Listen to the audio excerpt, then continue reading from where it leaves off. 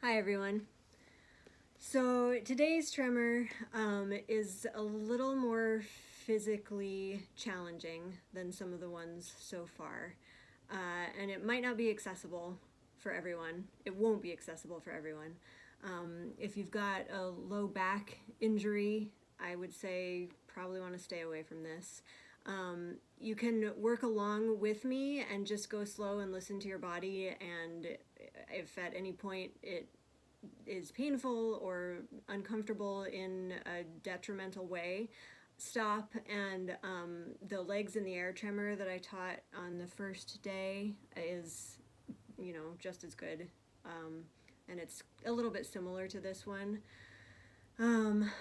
But this one is good if it's accessible for you, because it is challenging and uncomfortable, and it puts the body upside down, and that relates to the world right now, our experience in the world right now, because everything is upside down and has been for a while and probably will be for a while longer, maybe a long time longer.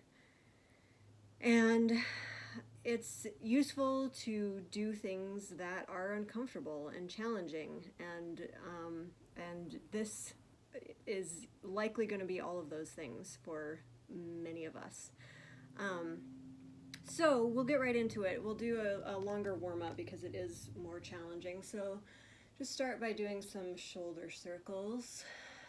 You will need to be lying on the floor for this one. I would not recommend trying to do it on a bed or on the couch, because it's important to have sort of a stable surface underneath you to support the neck where we're going to be. So let's move that into some kind of neck circles, side to side, around, just kind of loosening, warming up the neck. And remember to breathe. Notice your breath as you're warming up here. And then let's do some bigger arm circles. I'm starting by going backward, whatever feels good to you. You can go backwards or forward. Change direction here. A little shake. And then let's do some side stretching. So put your hand down on one side and do a side stretch up and over, breathing into the side body. And the other way. Opening up the side ribs here. And then let's do a twist. So taking one hand, reaching across to the knee here, putting the other hand behind you and just twisting, getting that full spine twist. And breathing. And then back the other way. Other hand to the knee and the other hand behind you. And twisting.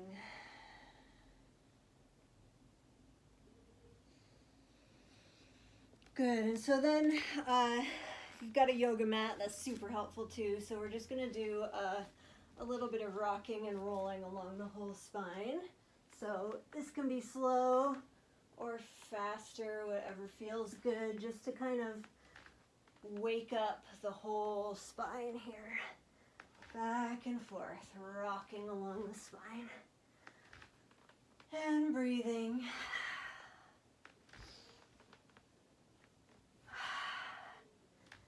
And then come to stillness. And let's just find ourselves here on the floor for a moment before we start getting into the position, which is legs overhead. I think it's what it's called now. I learned it as modified plow, but she likes to not use the names of yoga poses. So I think it's legs overhead. But just breathe here. Feel your back, your spine on the earth, and whatever other parts of the body are touching down, grounding down. taking a few deep breaths here. And feel free to sigh audibly. Make some sound with the breath if that feels good. So, here's what we're going to do. It's going to look a little bit like plow position, if you're familiar with that from yoga, but we'll start into it a little more gradually. So, lift your feet off the floor, knees up above the chest here, and then I'm just going to push with my hands down into the earth to get my pelvis off the floor until I can support my hands. And I'm actually going to scoot up here so that I'm more centered when I do that. So here we go, up so that my pelvis, I can like really kind of lean down into my pelvis. And I'll teach, I don't know if easier, there are multiple like positions that you can hold and a whole range in between, but like the lower position, lower to the ground, I'm going to leave my upper arms rooted against the ground here, and my elbows are almost at a 90-degree angle, maybe even bigger than 90 degrees, but it's like I am resting my pelvis, so I'm not like cranking my feet. I'm not trying to get my feet down to the floor above my head. They're like way above the floor still. So it's not a huge like stretch in the upper back and neck. So we'll try it at this level first. So first just breathe and like notice the different places that your breath is free and where it's more constricted here. So if you try to take some deep breaths, I feel my low back expanding. Like it kind of has to in order to get air in, because my upper legs are kind of squashing my chest, and so I can't really breathe deeply into my chest very easily, but I can breathe into my low back more easily, and I can feel that where my hands are. So it's like a physical experience of the breath in kind of a different area than maybe we're used to. So to find the tremor here, it's really going to vary on your body. If you have very flexible hamstrings, it might be a different exploration than what it is for me. My hamstrings are, I don't know, like a normal amount of flexible, I would say. They're kind of flexible, but not super flexible.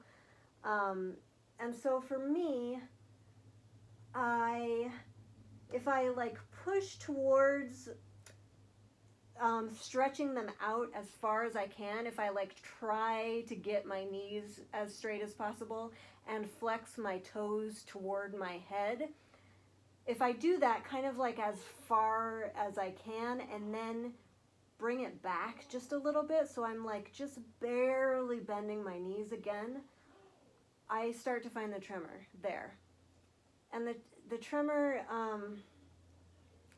I don't know, it's a little bit elusive because it's not caused by exertion of the muscles, and it's also not caused by stretching the muscles too far. It's kind of that like in between area where the body is like, what's happening? And it just starts to shake. So if you're having any experience of that where you're starting to find the tremor, you can then explore releasing any unnecessary muscular engagement. So do a little body scan, like, are your shoulders clenching? See if you can let tension go in your shoulders. Is your neck clenching? See if you can let that go. Is your jaw clenching? See if you can let go of that.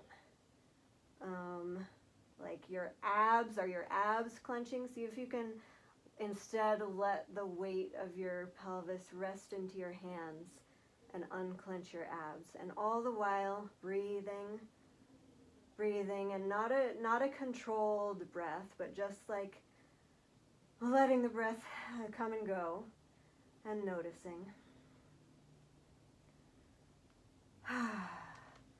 And I'm going to take a break now because my arms are getting tired. But so that's an exploration of the legs overhead at the lower level, and in just a minute I'll do kind of the other end, the other extreme, and you can explore anywhere in between. And again, if your flexibility is different from mine, it'll probably, no matter what, it'll be a different exploration than what it is for me, because all of our bodies are different. But that's part of the magic of this. It's a personal exploration. It's a journey. So even in the transitions, just noticing what's here, right? How are you experiencing the floor underneath you? How's the breath here? What do you feel in the body? So here I'll push up again to explore it again, and be careful, obviously, like if your low back is painful, or any pain in the shoulders or neck or anywhere, don't push it. Like, the point here is not to like have some kind of extreme experience and like get to any goal. Be gentle with your body and listen to your body. But so the other end of this is for me, and it might be even farther for you, but you can look for the floor on the other side under your toes. And so now, instead of resting my pelvis down into my hands to begin, I am resting some of the balance into my toes on the other side. And then here, again, notice the breath, notice where you can feel it.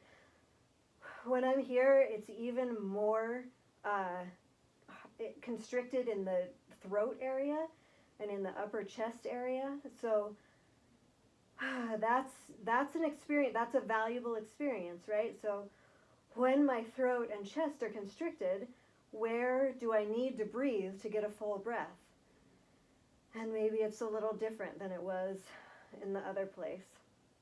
So to find the tremor here, it's hard to explain. It just comes because I've been doing this for a while. But so you can start with like legs as straight as they can go, and then let the knees bend. So again, for me, it's like starting at the most stretched place and then letting the joints bend some. And then I find the tremor. You can play with the amount that your feet are flexed, your ankles are flexed. That can encourage a different kind of experience. And then the amount that the knees bend too. And play with like sound, ridiculous sound, and breath. It's a little ridiculous, right? But that's okay. You're in your house, alone, or maybe not. Maybe your roommates will be like, "What is happening in there?" And that's fine. That's okay, right?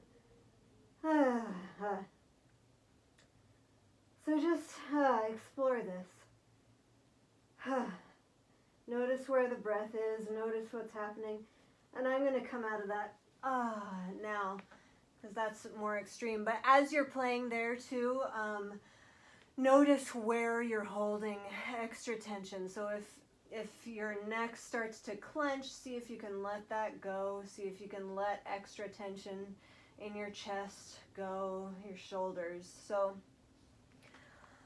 a lot of this is about like finding the tremor and then letting as much extra tension go as possible, and seeing if you can play with the tremor while releasing extra tension. Just release, release, release, and see where that journey takes you. So enjoy. Let me know if you have questions. Let me know what you find. Love you guys. Thanks.